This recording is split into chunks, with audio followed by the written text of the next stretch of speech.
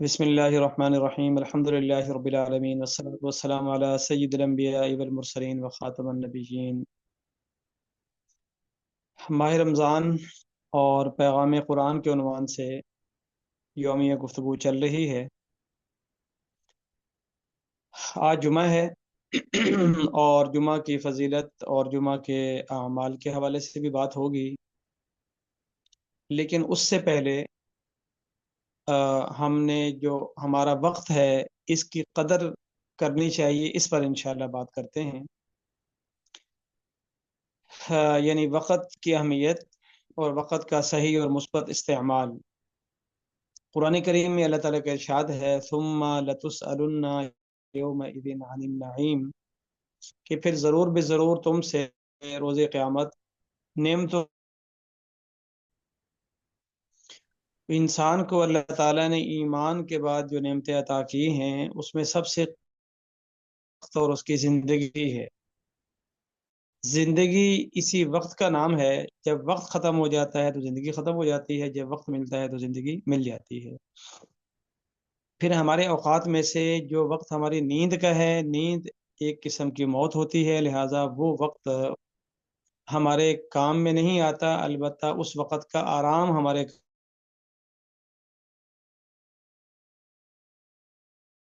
وہ کی زندگی ہے، چاہے دنیا کے لحاظ سے دیکھا جائے چاہے آخرت کے لحاظ سے دیکھا جائے۔ تو اس لحاظ سے زندگی ایک بہت بڑی نعمت ہے، ہمیں اس کی قدر کرنی چاہیے۔ اور حدیث پاک میں آپ صلی اللہ علیہ وسلم نے فرمایا کہ روز قیامت انسان سے جب تک کچھ سوالات نہیں کر لیے جائیں گے اس وقت تک جو ہے اس کے اپنے قدم جو ہے اپنی جگہ سے ہلیں گے نہیں۔ تو ان میں سے ایک یہ بھی ہے کہ اپنی زندگی کہاں خرچ کی، اور ایک یہ بھی ہے کہ اپنی جوانی کہاں پر خرچ کی۔ لہٰذا ہماری یہ جوانی کے اوقات اور زندگی کے لمحات یہ یوں نہیں ہے کہ ہم نے جیسے گزار دیے سو گزر گئے، نہیں، اس کا باقاعدہ ہمارے اوپر حساب ہے، ہمارے اوپر کتاب ہے، اور ہم کل جو ہے اس کے جواب دار ہیں۔ تو اس لحاظ سے ہمیں ایک ایک لمحے کو، ایک ایک گھنٹے کو، ایک ایک منٹ کو ناپ کر تول کر یوں استعمال کرنا ہے جیسا کہ ہم نے واقعی حساب دینا ہے۔ جیسے ہمارے اپنے پیسے ہوں تو ہم جب بھی خرچ کر لیں، جتنے خرچ کر لیں، جہاں خرچ کر لیں، کہتے ہیں کوئی بات نہیں، میرے اپنے پیسے ہیں۔ ہم اس کا حساب بھی نہیں رکھتے اور کسی کو حساب اور کتاب کے جواب دار بھی نہیں ہوتے۔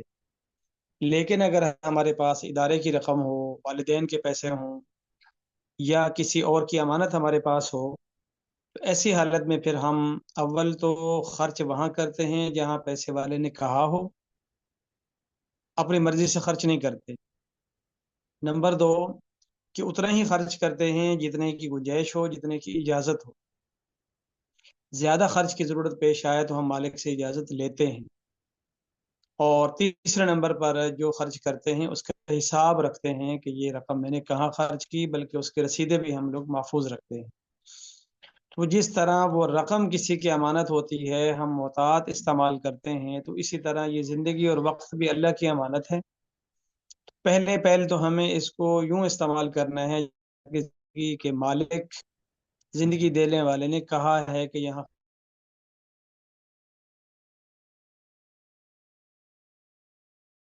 لگائیں، تو پھر اللہ سے اجازت لے کے بات کر کے کہ یا اللہ میری نیند میری ضرورت ہے، آپ کی اجازت ہے کہ میں سو لوں، یا اللہ روزی روٹی میری ضرورت ہے، آپ کی اجازت ہے کہ میں اس کام میں مشغول ہو جاؤں۔ اور تیسرے نمبر پر جو ہے جو وقت ہم خرچ کر رہے ہوں اس کا کہیں نہ کہیں حساب رکھ رہے ہوں۔ حساب کے پھر دو طریقے ہوتے ہیں، ایک ہوتا ہے بجٹ، یعنی استعمال سے پہلے اس کا نقشہ بنانا، اور ایک ہوتا ہے استعمال کر کے بعد ریویو کرنا کہ میں نے جو خرچ کیا صحیح کیا، اور جو کیا کیسا کیا، ایسا ہی کرنا چاہیے تھا یا ایسا نہیں کرنا چاہیے تھا۔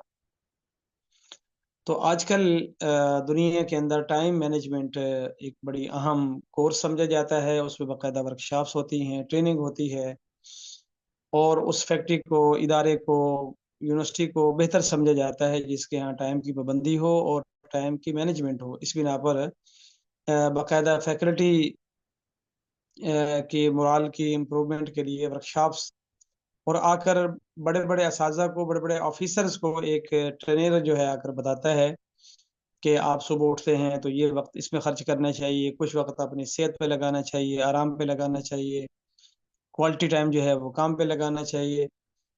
تو اللہ رب العزت نے آلریڈی ہمیں جو اسلامی تعلیمات دی تھیں وہ ٹائم مینجمنٹ کے ساتھ ہیں۔ تو ٹائم مینجمنٹ والے بتاتے ہیں کہ آپ صبح اٹھیں، فلاں ملک کے اندر جلدی اٹھنے کا رواج ہے، فلاں ملک کے اندر، فلاں قوم کے اندر وہ ترقی پر ہے، وہ اتنا اٹھتے ہیں اتنا سوتے ہیں۔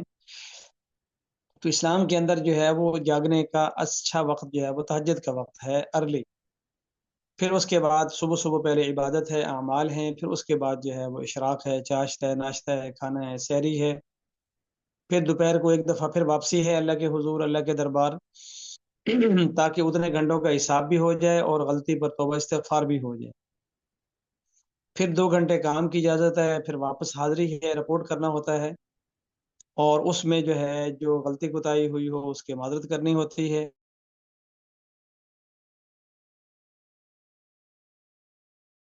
دوبارہ حاضری ہے، اس میں پھر ہم نے رپورٹ کرنی ہوتی ہے اور اپنی معذرت کرنی ہوتی ہے۔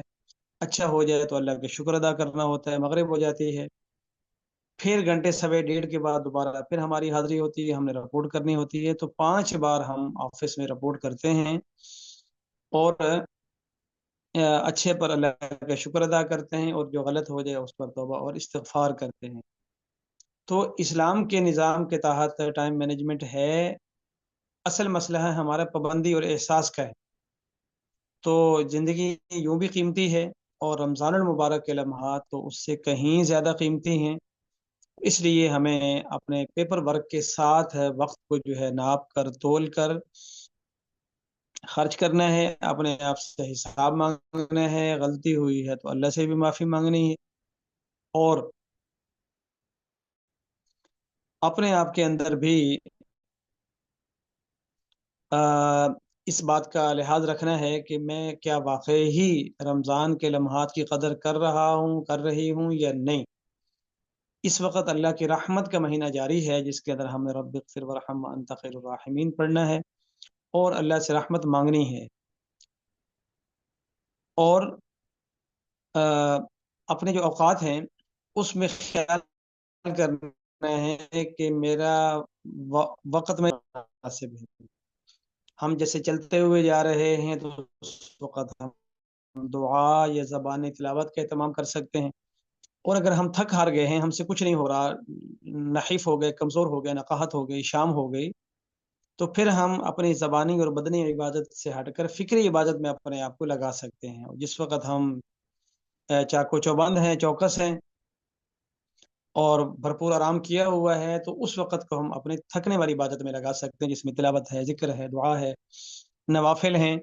اس طرح ہم نے اپنے اوقات کو جو ہے وہ تقسیم کرنا ہے، اور یومیہ بنیادوں پر جو ہے اس کو پہلے سے بجٹ بھی بنانا ہے کہ صبح اتنے بجے سے اتنے بجے والے میں کیا کام کروں، اور مزید کیا کیا،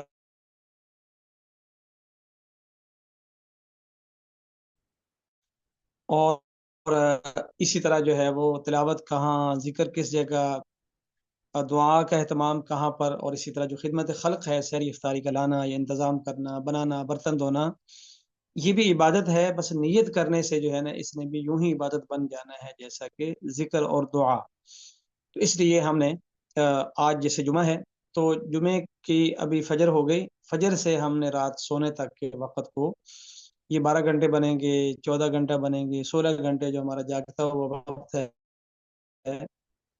اس کو ہم کہیں نوٹ کریں، اور آج کے دن ایسے بہت سارے اعمال کو اپنی زندگی میں ایڈ کر لینا ہے کہ ہمیں وہ چاہیے کہ ہم ایڈ کر لیں۔ انشاءاللہ اگر ہم نے رمضان کو بطور تربیت اور ٹریننگ ٹائم مینجمنٹ کے ساتھ گزار لیا، تو اگلے 11 مہینے بھی انشاءاللہ ہمارا ٹائم مینجمنٹ کے ساتھ گزرے گا، ویسٹ نہیں ہوگا، ضائع نہیں ہوگا۔ اور اگر ہم نے یہ قیمتی زمانہ بھی ضائع کر دیا تو پھر 11 مہینے گزرتے ہوئے یا ضائع ہوتے ہوئے وقت نہیں لگے گا۔ اللہ تعالیٰ مجھے بھی وقت کی قدر کی توفیق عطا فرمائے، اور ہم سب کو اپنی زندگی اور ذات سے زیادہ فائدہ اٹھا کر آخرت کی تیاری میں لگنے کی توفیق عطا فرمائے۔ وما علینا الا البلاغ۔